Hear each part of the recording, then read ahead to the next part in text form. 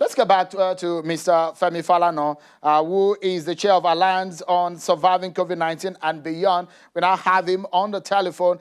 Mr. Falana, apologies before you went off on that Skype connection, which wasn't quite clear.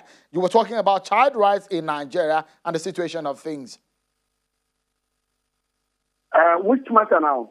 The child rights. You were talking about the situation of children, Nigerian children on the street, those ones who are out of school and their rights. You did say at the time that every Nigerian child has a right to be in school.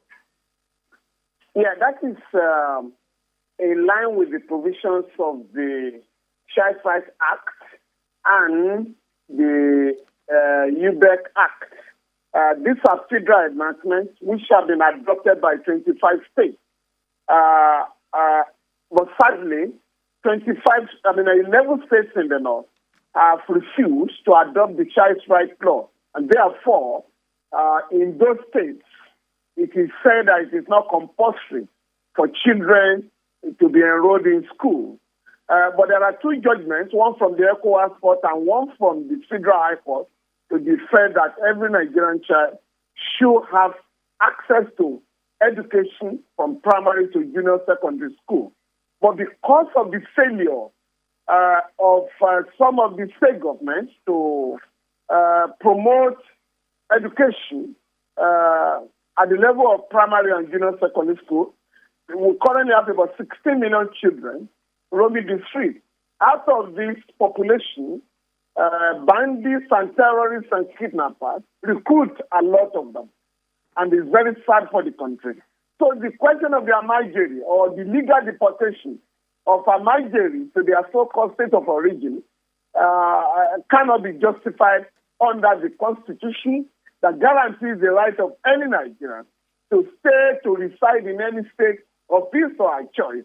What this governor should have done, was to decide collectively how to enroll these children in schools.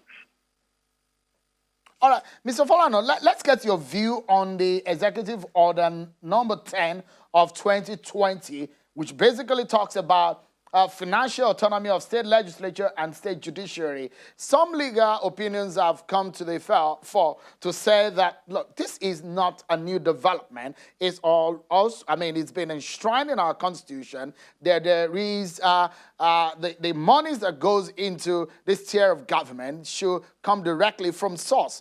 What is your view of the president's signature on the Executive Order 10?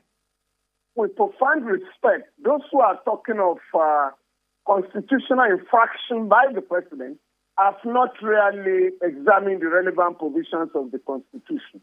Section 162, subsection 9, and this has been with us since 1999, provides that any amount standing to the credit of the judiciary, and that means state and federal judiciary, shall be paid directly to the National Judicial Council for disbursement to the heads of court established for the federal government and the state government under Section 6 of the Constitution. That is the provision of Section 169, 162, subsection 9. Furthermore, if we go to the third schedule of the Constitution, paragraph G, on establishing the National Judicial Council or the functions of the National Judicial Council, pursuant to Section 153 of the Constitution, it provides that the National Judicial Council shall collect, control, and disburse all monies, capital and expenditure for the judiciary of the country, again, for the federal and state judiciary. That has been the practice since 1999. But what happened with respect to the state or the federal and state government was that the budget of the judiciary became the business of the executive. So release money to the judiciary when it suits the executive. And so 2 cases were filed in court. One by the Judicial Staff Union of Nigeria and one by Mr. Olisa Adakoba. Both cases upheld the right of the the judiciary to receive their money directly from the Federation account. So, but these judgments were ignored. What then happened was in 2017, there was an opportunity to amend the Constitution. So Section 121 of the Constitution was further amended to provide that the budget of the judiciary and the legislature in the state shall be on the first line charge. So what the president, again, that's 3 years ago, that provision has not been complied with.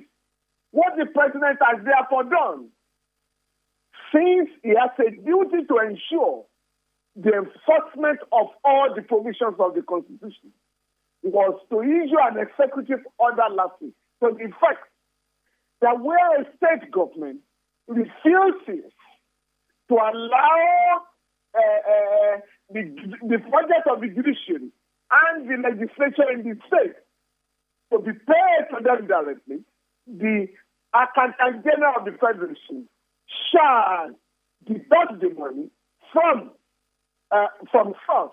Again, for me, that's in line with Section 162, subsection 9.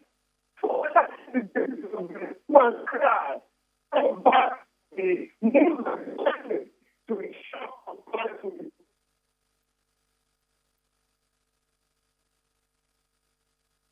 All right. Thank you so much, Mr. Femi Falana, Senior Advocate of Nigeria and the Chair of Alliance on Surviving COVID-19 and Beyond. Thank you indeed for your thought tonight. Well, let's take a break. And when we come back, Mr. Femi Adesina will be joining us and talking about the deal with Siemens. The president has directed the Ministries of Power, Finance, and the Bureau of Public Enterprise to conclude on that engagement on that issue of power supply. We'll get more on that when we return from this break, everyone. Join us again.